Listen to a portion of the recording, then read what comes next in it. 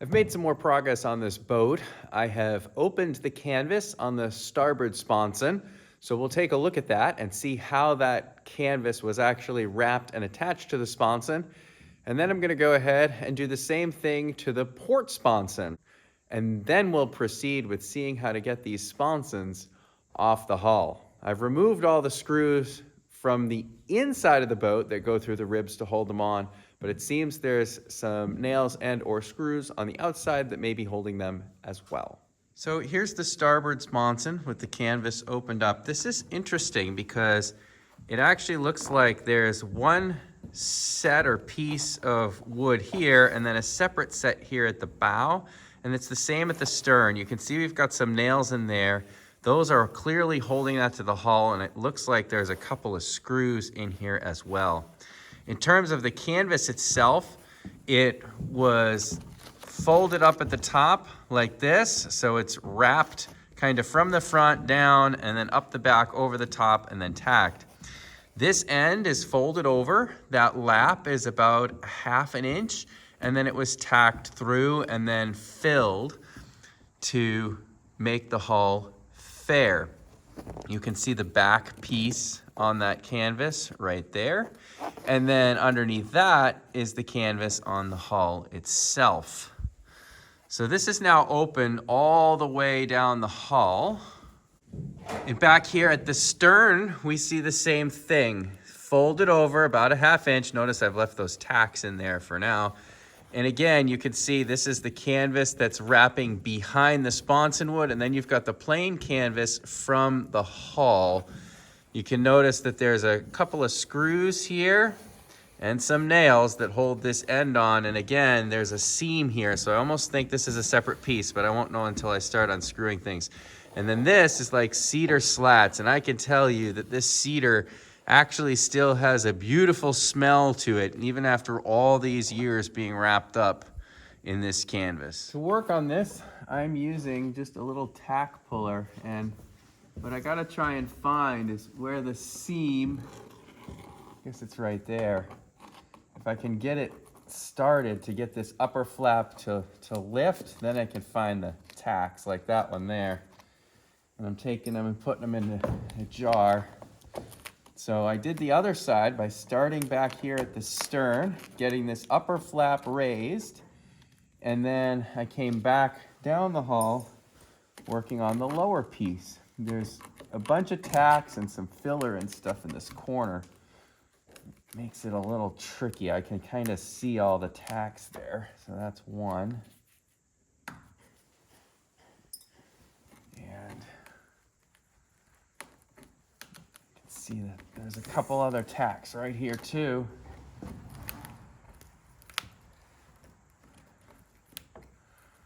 It's just slow and tedious. Let's see.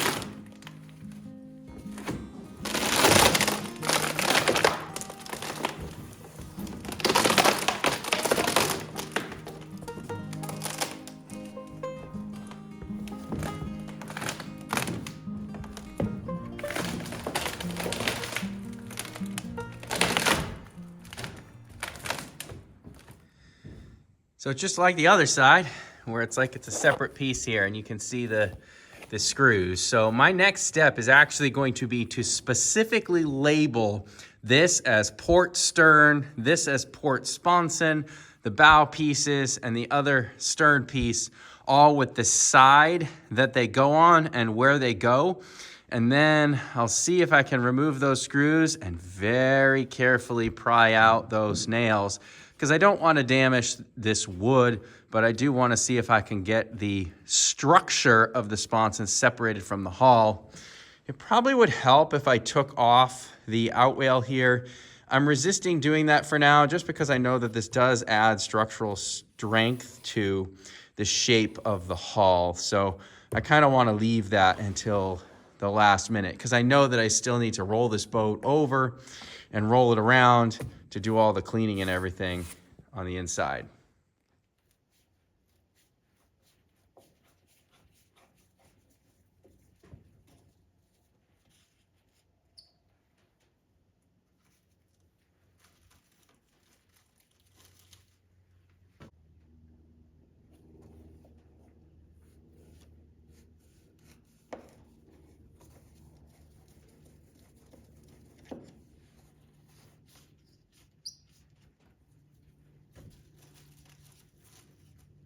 The other thing I should really do is measure exactly where that is. So at the top, it's 3 inches off the stern. So I'm just carefully working these little nails out with the tack puller. I think they're copper, just a little bit longer than the tacks. Very secure up top, it feels. There's 3, 4, 5, all up in that corner. I wonder if maybe if I get behind the back canvas, if it will help support the wood so I don't break the wood. I don't know.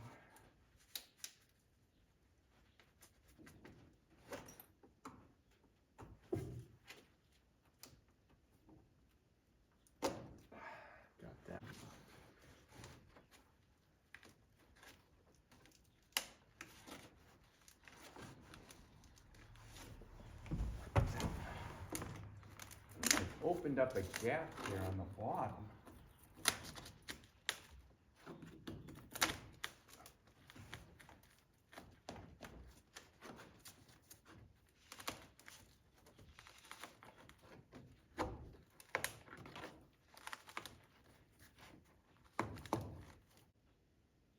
There must be some nails or something through to the hull. Into this rib, maybe.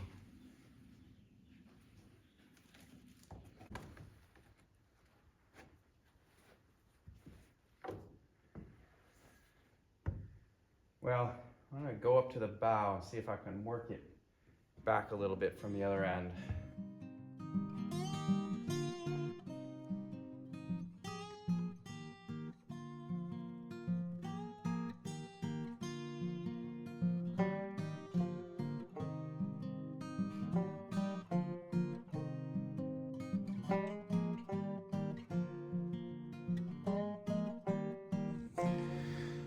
Well, there were like 5 nails right in a cluster up here. So I ended up having happen what I did not want to happen. I broke this upper corner just a little bit, but I think when this gets redone, I'll be able to fill this in such that it won't be noticeable. This is still quite attached, even though all of the screws have been removed. So that's the other side, but nonetheless, this side too. All the screws with the washers have been taken out of all the ribs. What I discovered is there were a couple of secret screws with the head so sunk in here I couldn't even tell that they were there. Once those came, we freed up a lot here. So I'm just gonna gently work my way along the length, because I think it's just the canvas that's kind of holding it now.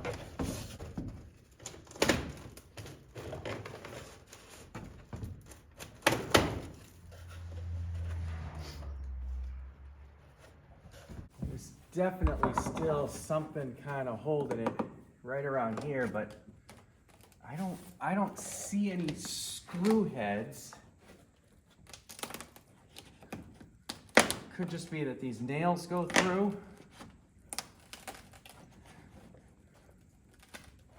Just trying to be careful at this. Okay, there were screws. They're sunk way in there, huh? All right, I guess I'm gonna have to grind those off because there's no way. I couldn't even see those heads. Those are sunk so far in there.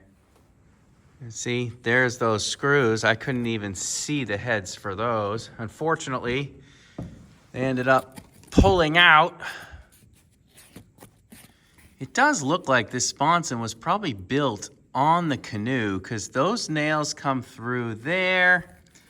There's nails that came through here and here and here at that bottom edge. And the only way that could happen is if these sponsons were actually assembled right on the canoe. I noticed that the canvas here is raw. This was not filled. However, it looks like the canvas here on the hull behind was filled.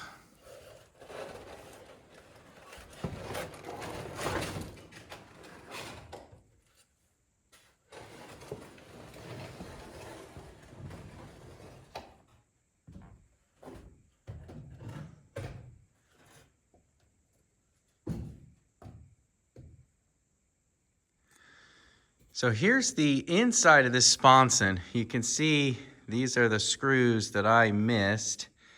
And honestly, the heads are so buried I couldn't unscrew them anyway. So they kind of pulled out in the process here. So I'm gonna have to grind those off. You can see that the nails on the sponson planking did come through here. You can see that this is still kind of rough. And all the way down, it's just framed in. You can even see some of the plain shavings still in there. It looks like maybe they shimmed that one. And then the front is the same. So it's not actually a separate piece. It is attached, but it's cut to be able to go in and then it tapers down. I almost think that I could fix that with a piece of wooden shingle or even a piece of cedar clapboard if I kind of feather it in there just right. Now, here's the outside of it, and you can even still see the rough marks from where these strips were milled. So this is not super duper fair. You can also even see that there are some gaps between the planking. I would guess that there were no gaps when this was assembled, just in drying out over time, they shrunk a bit. So I gotta figure out how much I need to really fair these, smooth it out, sand this surface down, and how much, if any, to fill those gaps. A little hard to see, but those cedar planks are about 1 inch wide and maybe 1/4 inch thick. Quite something, and it is amazing how aromatic that is, even with as old as this boat is. Well, this is great. All of the canvas tacks are out from both sponsons, and the starboard sponson is now removed from the boat. I learned a couple of things through the process, so now I've got a better idea about how to go about removing the port sponson.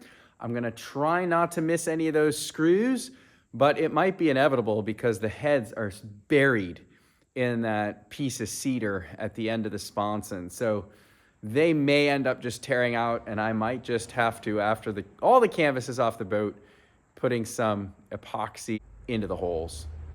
I'm excited about this progress. Hopefully I can keep this moving along. It is definitely slow and tedious work, and you do need to be careful. Of course, I recognize that once these sponsons are off, the next thing is to clean the interior thoroughly, and then it's all got to get stripped of varnish.